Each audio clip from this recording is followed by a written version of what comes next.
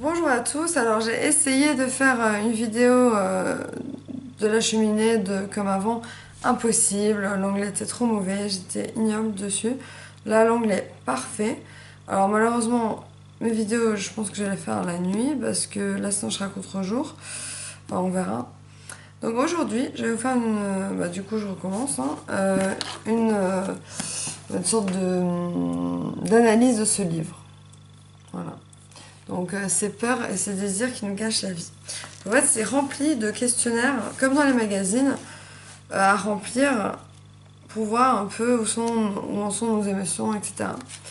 Donc le premier, par exemple, la première question, c'est quand je me sens débordée par une tâche difficile, il est probable que cela se produise lorsque je m'attelle à la tâche, quelque part au milieu de la tâche, lorsque je termine la tâche. Ou alors, parmi les émotions qui suivent, celle que j'aime le moins ressentir est la colère, la tristesse, la peur. Pour ma part, c'est la peur, c'est un sentiment mais atroce. Voilà, ça c'est ça. Ensuite, comment se manifeste la tendance à éviter la colère. Donc eux, ils disent que il faut essayer de se contenir, mais pas trop non plus, parce que sinon on explose après. En bref, toutes ces choses-là, c'est la société qui vous dit qu'il faut être comme ça. Il y a plein de moyens de quantifier, d'analyser nos réactions. Et je crois que c'est en fait, quand on va voir un psychologue, c'est plutôt elle qui va nous dire. Les personnages intérieurs ont des traits distincts. Donc, d'après le livre, on a des personnages intérieurs. Alors, bon, je suis pas trop d'accord là-dessus, mais bon. Je pense qu'on a un tout, et puis voilà, c'est tout. Donc, ces personnes intérieures ont des traits distinctifs. La reconnaissance de ces traits vous permet de reprendre votre vie en main. Le cinéaste se divertit avec des fantasmes de style hollywoodien. Ça, c'est moi. Ça, c'est vrai, par contre. Ça, c'est vrai. Je fantasme sur Hollywood depuis toute petite. Je rêve de faire un film énorme, géant, génial. Et je rêve de gagner un... comment ça s'appelle déjà? C'est pas un Golden Globe, ça c'est en anglais. Je rêve de gagner un Oscar. Voilà. C'est un rêve de gamine. Tout le monde a des rêves, on a le droit d'avoir des rêves. Voilà, c'est mon rêve. Connexion peur-désir. Valable. Alors, il y a euh, le vrai non, il y a le truc et son opposé. Valable, imparfait. Complet, vide. Digne, indigne. Entier, morcelé. Fort, faible. Bon, mauvais. Stable, désemparé. Indépendant, dominé ou piégé. Branché, seul. Épanoui, démuni. Accepté, rejeté. Heureux, en danger. Non, pas, pardon. Heureux, blessé. Sûr, en danger. Généreux, nuisible, craintif, imparfait ou faible. Donc ça, ce ne sont que des sentiments, je suppose, que l'on ressent. C'est pas des choses réelles. Il y a des questions qu'on peut se poser pour voir si on a réussi sa vie, en bref, ou si on est content de notre vie. Donc, par exemple, quel triomphe a été le plus significatif pour vous? Quel est l'événement qui vous a procuré le plus de bien-être? Qu'est-ce qui vous rend le plus fier de vous-même? Qu'est-ce que vous appréciez le plus en vous? Qu'est-ce qui vous fait ressentir votre valeur? Etc. etc. Donc c'est pas mal de se poser ces questions-là. Ensuite, les qualités personnelles non souhaitées éviter. Alors ça, c'est selon la société. Abrutissement, agressivité. Parce que par exemple, il y a l'hypersensibilité.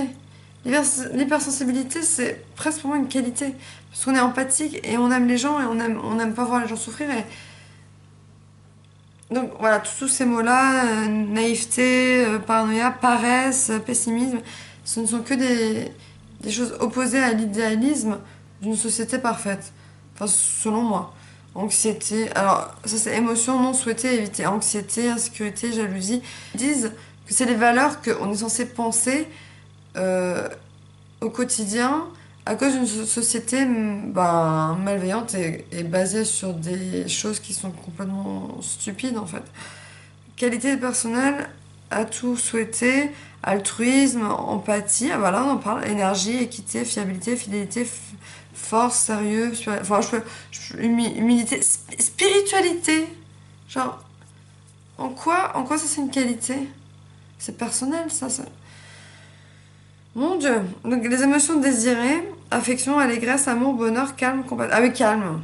Donc, c'est-à-dire que quand t'es surexcité, t'es non désiré. Donc, clairement, c'est vrai que en tant que bipolaire, j'ai pu le remarquer quand j'étais à 1000 à l'heure, j'étais détestée parce que j'étais épuisante. Doux, calme et tranquille. Enfin, bon. Là, c'est intéressant. L'esprit, le corps, le cœur. L'esprit, les pensées, les attitudes, les buts, le discours intérieur, l'image de soi et la relation avec soi-même. Le corps, le soi physique, les sensations, le processus physiologique, les comportements de la relation avec le monde extérieur. Le cœur, les émotions, les humeurs, les intuitions, les espoirs, les passions et les relations avec les autres. J'aime bien ça, je vais vous montrer. C'est pas mal. On différencie trois choses qui sont effectivement trois choses très distinctes. Qu'arrive-t-il quand l'esprit, le corps et le cœur travaillent l'un contre l'autre? Des difficultés peuvent subvenir lorsque votre esprit, votre corps ou votre cœur prend les autres en otage ou leur dit quoi faire, se sent délaissé ou ignoré, devient confus à propos de son identité, oublie qu'il dépend des autres. Ça peut intervenir dans une relation nocive où on ne sait plus si on doit écouter notre cœur, notre tête ou notre corps, ou tous les trois en même temps. Parce qu'on se fait parfois cogner dessus ou abuser, et on ne sait plus où on en est, parce que quand on est manipulé, on ne se reconnaît plus, on est perdu, on marche sur un fil, on sait plus sur quel pied danser, on est perdu. Donc en général, il faut écouter l'instinct carrément, qui a encore autre chose. Et l'instinct, il a toujours raison. Voilà, donc je finis sur ça. C'est un livre bizarroïde, mais intéressant, intriguant. Voilà pour aujourd'hui, vidéo sur un livre. Je sais que je lis beaucoup dans ces vidéos-là, mais pourquoi pas, de temps en temps. Voilà, gros bisous!